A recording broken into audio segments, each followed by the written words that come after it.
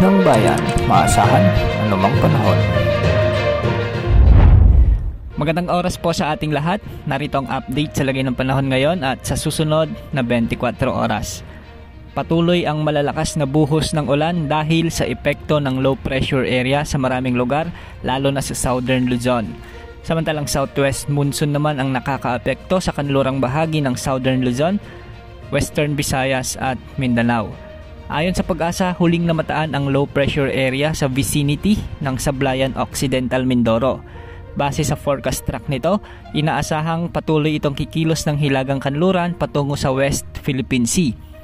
Nakikita rin na posible itong mag-intensify o lumakas bilang tropical depression habang binabagtas ang karagatan ng West Philippine Sea patungo sa Hainan Province sa southern China at posible naman itong hatakin at palakasin ang habagat.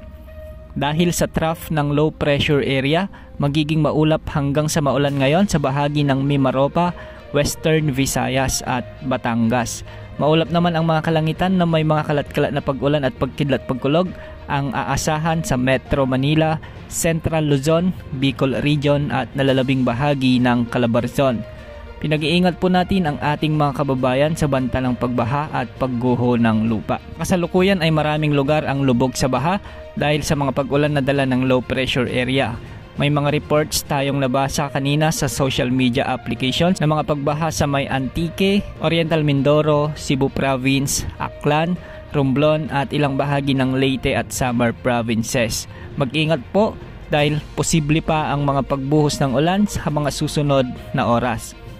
Sa mga susunod na oras ay unti-unti nang mababawasan ang pag-ulan habang patuloy na lumalayo sa kalupaan ng ating bansa ang low pressure area. Samantala dahil naman sa epekto ng southwest monsoon o habagat, asahan ang maulap na kalangitan na may mga kalat-kalat na pag-ulan at pagkidlat-pagkulog sa buong Mindanao at iba pang bahagi ng Visayas. At sa natitirang bahagi ng bansa, asahan naman ang mga maulap na kalangitan at minsan ay mga malalakas na pag-ulan dahil sa mga localized thunderstorms. May mga thunderstorms ngayon sa ating satellite animations sa ilang bahagi ng Ilocos Region, lalo na sa Pangasinan, Ilocos Norte at La Union. At posible rin ang mga pag-ulan sa may central parts ng Cagayan Valley at ilang bahagi ng Cordillera Administrative Region. Kasunod ng paglayo ng low pressure area na ito sa ating kalupaan, isang potensyal na sama ng panahon muli ang posibleng mabuo at pumasok sa ating Philippine Area of Responsibility sa mga susunod na araw. Inaasahan namang kikilos ito pahilaga sa ating Philippine Sea at posibleng mag-generate ng lakas habang nasa karagatan ng silangan ng bansa. Sa mga susunod na araw ay posibleng isa na itong maging ganap na bagyo pagkatapos at hindi rin inaalis ang posibilidad na lumakas ito bilang isang typhoon category o katumbas ng signal number 3 o signal number 4 na bagyo. Pero good news dahil hindi naman nakikitang maglalandfall ito sa anumang bahagi ng ating bansa, subalit palalakasin at hihilain nito ang hanging habagat na siyang posibleng magdulot ng malalakas na pag-ulan muli lalo na sa kanlurang bahagi ng ating bansa.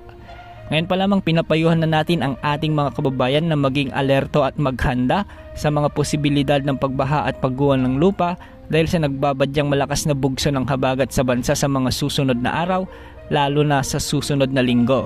Isang linggo bago ang opisyal na pagsisimula ng klase sa mga pampublikong paaralan dito sa ating bansa. Dahil aktibo ang karagatang Pasipiko sa mga panahong ito, isa pang kumpol ng mga kaulapan ang namataan sa silangan ng ating bansa. Posible itong maging breeding area ng mga low pressure area o sama ng panahon. Ating patuloy na ihahatid ang advance forecast na hindi na iuulat ng ilang weather forecasters para sa sapat nating paghahanda sa mga posibleng darating na mga sakuna. Paalala, posible pa ang maraming pagbabago kaya palaging umantabay sa update na ating ilalabas. Sa ngayon wala namang nakataas na gale warning sa mga karagatang sakop ng bansa, maliban na lamang sa mga lugar na apektado ng low pressure area kung kaya't magiging maalon ang mga karagatan, kaya mag-ingat po lalo na yung mga kababayan nating mangingisda. Yan ang update sa lagay ng panahon. Ito po ang weather update ng bayan, maaasahan anumang panahon.